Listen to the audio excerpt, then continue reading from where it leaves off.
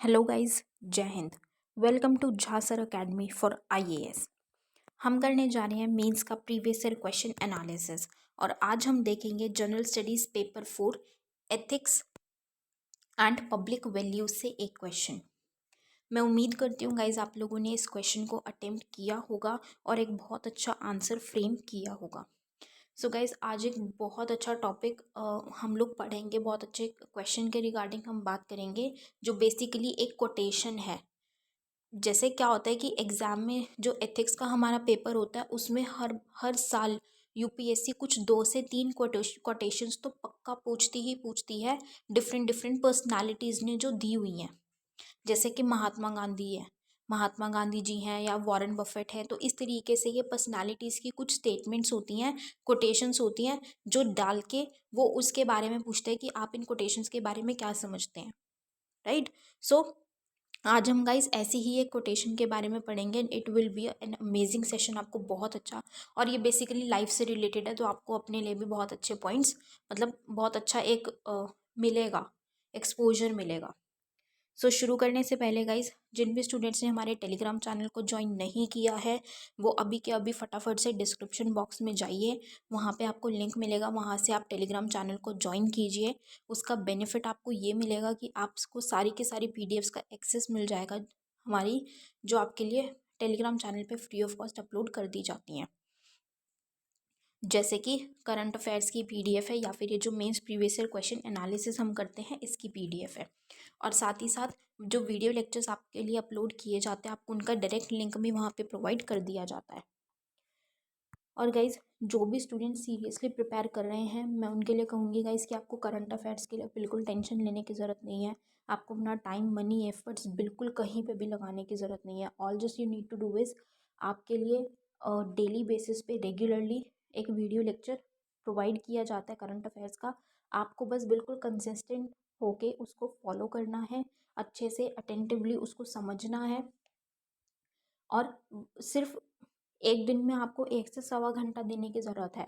That is more than enough. हमारे current affair से बाहर का आपके एग्ज़ाम में कुछ भी पूछा नहीं जाएगा, तो आपको उसके अलावा कुछ करने की रिक्वायरमेंट नहीं है।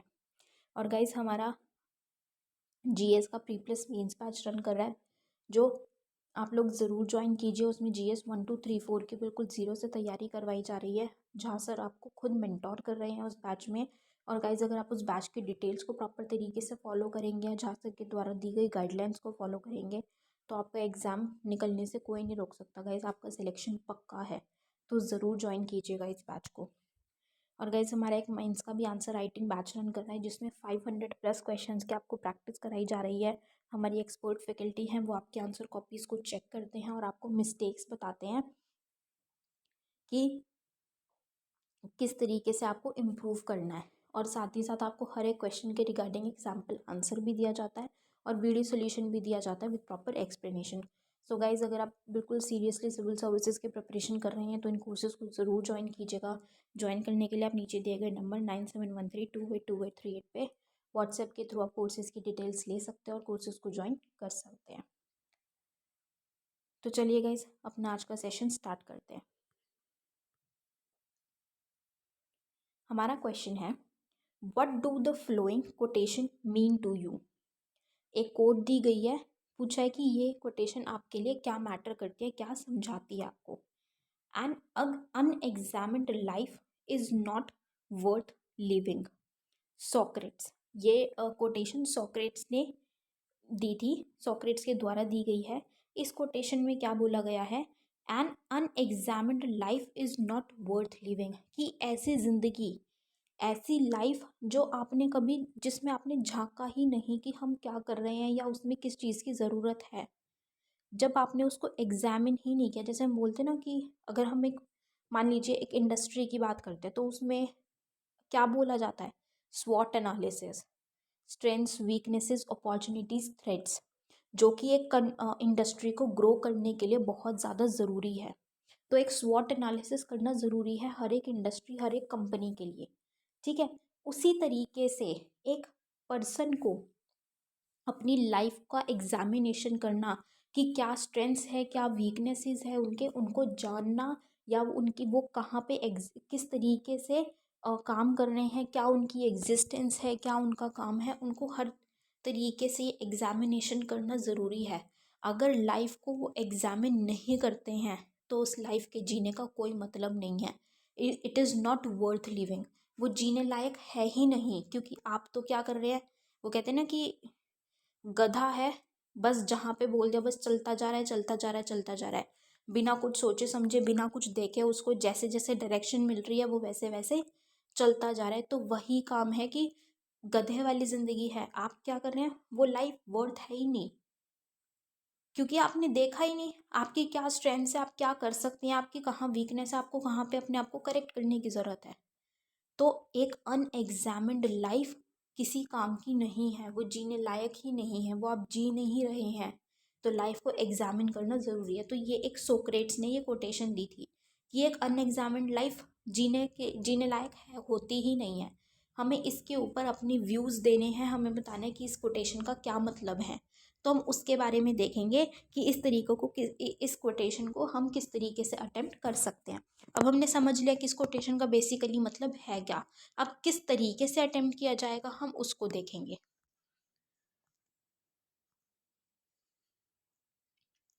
An unexamined human life is deprived of the meaning and purpose of existence. क्या चीज़ है कि एक अनएग्जामिन्ड ह्यूमन लाइफ मतलब कि अगर मान लीजिए मैं हूँ, अगर मेरी जो लाइफ है मैं जी रही हूँ, मैंने अपने आप को एग्जामिन ही नहीं किया, मैंने अपने आप को देखा ही नहीं, मैं क्या कर रही हूँ, कैसे जी रही हूँ, मेरे मेरे गोल्स क्या हैं, मैं क्या चाहती हूँ, मेरी क्या स्ट्रेंथ्स है, क्या वीकनेसेस, एवरीथिंग। तो क्या है इसमें, मेरी जो एग्जिस्टेंस है कि मैं भी as a person, as an individual जो एग्जिस्ट करती हूँ अर्थ पे, मेरी एग्जिस्टेंस का कोई पर्पज़ ही नहीं है, क्योंकि मैं तो कुछ कर ही नहीं रही, मैं तो सोच ही नहीं रही मेरा क्या गोल है, मेरा क्या एम है। मेरी एग्जिस्टेंस का कोई मतलब ही नहीं है, क्योंकि मेरी लाइफ क्या है, इक्वल टू अ डंकी। क्योंकि मैं तो कुछ भी नहीं सोच रही, मैं तो बस चलती जा रही हूँ, हाँ ठीक है, दिन निकल रहे हैं, निकल रहे हैं, निकल रहे हैं। वो क्या है, अनएग्जामिन्ड लाइफ है। तो उसमें कोई भी मीनिंग मेरी एग्जिस्टेंस का नहीं मिल रहा है, कोई भी पर्पज़ है ही नहीं। The ability to introspect removes the individualistic absurdity by invoking a commitment to moral integrity and social solidarity. The ability to introspect का क्या मतलब है कि क्षमता जिसमें हम अपने अंदर देख सकते हैं, अपने आप को समझ सकते हैं। हम कहते हैं ना आत्मनिरीक्षण, अपने आप को देखना, अपने आप को समझना, वो क्षमता होनी ज़रूरी है। अगर वो क्षमता होगी तो जो आजकल ये होता है ना कि एक दूसरे से कंपेयर कर रहे हैं, बराबरी कर रहे हैं, कंपेयर कर रहे हैं कि अच्छा वो तो वहाँ पे है, वो ऐसे काम कर रहा है, वो कहते हैं ना भेड़ चाल है कि वो ऐसे कर रहा है, वो उस कॉलेज में एडमिशन ले रहा है, मुझे भी उस कॉलेज में एडमिशन लेना है, उसने ये किया है, मुझे भी यही करना है, वो यूपीएससी की प्रिपरेशन कर रही है, मुझे भी यूपीएससी की प्रिपरेशन करनी है। तो वो क्या है, वो हम अपने आप को नहीं देख रहे कि हमारे अंदर वो स्ट्रेंथ है या नहीं, या वो हम करना चाहते हैं या नहीं, हम अपनी एबिलिटी को नहीं देख रहे हैं। तो जब हम ये चीज़ करते हैं, हम अपनी एबिलिटी को देखते हैं ना, तो हम ये एक वो अपनी इंडिविजुअल पर्सनालिटी बनाते हैं, हम अपनी इंडिविजुअल पर्सनालिटी के हिसाब से चलते हैं, ना कि दूसरों की बराबरी करने के लिए, दूसरों को कंपेयर करके उनके हिसाब से उनके पीछे पीछे चलते हैं। हम अपने अंदर क्या एक कमिटमेंट लेके आते हैं, मॉरल इंटीग्रिटी की, नैतिक अखंडता की, और एक सोशल सॉलिडारिटी, सामाजिक मूल्यों का हम ध्यान रखते हैं और उसके तरफ अपने आप को कमिट करते हैं। ठीक है, जब हम अपनी लाइफ को एग्जामिन करते हैं, अपने आप को देखते हैं, समझते हैं, अपने आप को इंट्रोस्पेक्ट करते हैं। Just like a seed needs soil, sunlight and water for its germination, human life needs introspection and examination for its growth. Simple सी बात है कि अब एक सीड डालते, एक बीज बोते हैं हम, बीज डालते हैं, ठीक है, मिट्टी में। जब वो बीज बीज अगर हम गाड़ देते हैं, क्या वो बीज ऐसे ही हम धरती पे गेर देंगे, ज़मीन पे, बंजर ज़मीन पे गेर देंगे, क्या वो बीज का पौधा बन जाएगा, या वो बीज से कुछ फल निकल जाएगा? नहीं निकलेगा। उसको मिट्टी चाहिए, मिट्टी की ज़रूरत है, वो बंजर ज़मीन पे नहीं होगा। उसी तरीके से उसको पानी की भी ज़रूरत है, उसको रोशनी की भी, सनलाइट की भी ज़रूरत है, सूरज की किरणों की भी ज़रूरत है, ताकि वो एक मीठा फल प्रोड्यूस करे, मीठा फल निकाले, वो बड़ा हो, वो ग्रो करे। सिमिलरली अगर हम ह्यूमन लाइफ की बात करते हैं तो उसको इंट्रोस्पेक्शन की, एग्जामिनेशन की ज़रूरत है। अब जैसे कि for example at a point of time जब हम थोड़ा सा अपने करियर के लिए हम सोचते हैं, अपना गोल सेट करते हैं, हम क्या करते हैं? एक तो तरीका होता है कि अच्छा, मेरा फ्रेंड यूपीएससी की कोचिंग लेने की सोच रहा है, मेरे फ्रेंड को यूपीएससी क्लियर करना है, तो हम उसके पीछे पीछे चल लेते हैं, ठीक है भाई मैं भी करूँगी। एक क्या होता है, हम अपने आप को देखते हैं कि हमें क्या चाहिए, हमारी कैपेबिलिटीज़ क्या हैं, हम कहाँ जाना चाहते हैं और हमारी क्या क्षमताएं हैं, हम उसके बारे में देखते हैं, अपने आप को एग्जामिन करते हैं। तो जब हम उस चीज़ को देखते हैं, हम अपने आप को ग्रो करवाते हैं। जैसे कि हम अगर अपने आप को एग्जामिन करते हैं तो हमें पता चलता है हमारी स्ट्रेंथ क्या है, हमारी ताकत क्या है, हम अपनी ताकत को बढ़ाते हैं, अपनी ताकत वाली जो चीज़ें हैं वहाँ पे काम करते हैं ताकि हम और आगे बढ़ें। और जो हमारी वीकनेस है, हमारी कमज़ोरी है, हमारी कमियां हैं, हम उन पे काम करते हैं कि हम अपनी उस कमज़ोरी को भी अपनी ताकत बना दें। जब वो कैसे हुआ, वो स्ट्रेंथ वीकनेस कैसे पता चली, उस पर काम करना कैसे शुरू किया? जब मैंने अपने आप को एग्जामिन किया, अपने आप को समझा, अपने अंदर झांक के देखा, तो मैंने उस पर काम किया। और जब मैंने काम किया तो मैंने ग्रो करना शुरू किया, मुझे अपनी ग्रोथ दिखी। ठीक है। An understanding of the experiences gained in the life at any particular time enriches one's engagement with self and the universe. वो कहते हैं ना कि एक्सपीरियंस सिखा देता है, एक्सपीरियंस बहुत चीज़ें सिखा देता है कि जब हमें किसी चीज़ लाइफ में, जब हम कोई एक्सपीरियंस देखते हैं ना, हमें किसी चीज़ का एक्सपीरियंस होता है तो उससे हमें एक अंडरस्टैंडिंग बनती है, जिससे हम अपने आप को और ग्रो करते हैं, एनरिच करते हैं, अपने आप को अच्छा करते हैं, अपने लिए भी और यूनिवर्स के लिए, वर्ल्ड के लिए भी, अपनी आसपास की दुनिया के लिए भी। अब महात्मा गांधी जी ने क्या बोला था? Mahatma Gandhi's examination of self through his autobiography my experiments with truth highlights the significance of reflection of on life. कि महात्मा गांधी जी ने अपना खुद का एग्जामिनेशन किया था। किस तरीके से? उन्होंने अपनी ऑटोबायोग्राफी के थ्रू, जो क्या थी, माई एक्सपेरिमेंट्स विद ट्रुथ, उसमें उन्होंने उससे उससे क्या पता चल रहा है कि कितना अपनी लाइफ को समझना, एग्जामिन करना, या एक रिफ्लेक्शन उसकी कितनी ज़्यादा ज़रूरी है, या क्या इम्पोर्टेंस वो रखता है। Mahatma Gandhi was not only able to map his weaknesses and vulnerabilities through the examination, but was also able to question his prejudices and understand his strength as a human being. अब जब महात्मा गांधी जी ने अपने आप को एग्जामिन किया, तब उन्होंने क्या चीज़ देखी? वो अपनी वीकनेसेस को भी समझ पाए, ठीक है, वीकनेसेस को भी भांप पाए, अपनी वल्नरेबिलिटीज़ को भी वो समझ पाए, जो उनकी कमज़ोरियाँ थी वो उनका पता लगा पाए, ठीक है, अपने आप को एग्जामिन करके। और उसी के साथ साथ जो उनकी प्रेजुडिसेस थी, पूर्वाग्रह थे, उस पे भी उन्होंने सवाल उठाया कि अरे ऐसा क्यों, और मैं ये चीज़ें क्यों झेल रहा हूँ, मैं ऐसे एनवायरनमेंट में क्यों चुपचाप रह रहा हूँ, वाई आई एम साइलेंट। उन्होंने वहाँ पे अपनी स्ट्रेंथ भी समझी कि हाँ, मैं एक ह्यूमन बींग हूँ और मैं डिग्निटी के साथ रहना डिजर्व करता हूँ, with full respect, with full honour. अगर किसी तरीके का प्रेजुडिस, किसी तरीके का भेदभाव भी किया जा रहा है, वो नहीं होना चाहिए, दैट इज़ रॉन्ग। तो उन्होंने वहाँ पे अपनी स्ट्रेंथ समझी कि हाँ, ये मेरा राइट है, डिग्निटी से जीना, रिस्पेक्टफुली जीना मेरा राइट है, अपने हक के लिए लड़ना भी मेरा अधिकार है। वो उन्होंने उसको समझा और फिर उन्होंने अपने आप को आगे बढ़ाया उस चीज़ों पे, right. This very ability to reflect on life adds more depth to the character of Arjun in Mahabharata than most of the other characters like Bhishma, Yudhishthir और the Kauravas. अब ये जो हम बात कर रहे हैं कि अपनी लाइफ की एग्जिस्टेंस को समझना है, अपनी लाइफ को एग्जामिन करना है, अपने आप को समझना है, ठीक है, आत्मनिरीक्षण करना है, इंट्रोस्पेक्शन करना है, तो ये जो चीज़ें हैं इससे और ज़्यादा हम किस चीज़ से समझ पा रहे हैं, महाभारत में जो अर्जुन हमें देखने को मिलते थे उनके कैरेक्टर से, कि उनका कैरेक्टर फिर भी अलग माना गया बाकी अदर कैरेक्टर से, जो भीष्म थे, युधिष्ठिर थे या कौरव थे। क्यों? क्योंकि उन्होंने अपनी ज़िंदगी को, अपनी एग्जिस्टेंस को समझा, अपनी लाइफ को एग्जामिन किया उस तरीके से। Instead of following the norms and fighting with the clan, Arjun questions the meaningless of the war and the purpose of his life. कि बाकी सब तो किस में इन्वॉल्व थे, कि लड़ना है, जो नॉर्म्स हैं, जो रूल्स हैं उनको फॉलो करना है, और अगर कोई उनको तोड़ता है या कोई गलत काम करता है तो हमें उनसे लड़ना है, फाइट करनी है। लेकिन अर्जुन ने क्या किया, उन्होंने वहाँ पे उन रूल्स को छोड़ते हुए और वो फाइट को ना देखते हुए लड़ने की बजाय उन्होंने ये सोचा कि क्या ये वॉर का कुछ मतलब है, जो ये लड़ाइयाँ हो रही हैं क्या इसका कोई मतलब है, या इस तरीके से जो हम लाइफ जी रहे हैं, कि जिस तरीके से हमारे लिए रूल्स रखे गए हैं हम उसके अंडर जी रहे हैं, जैसे जैसे बोला गया है हम वैसे जी रहे हैं।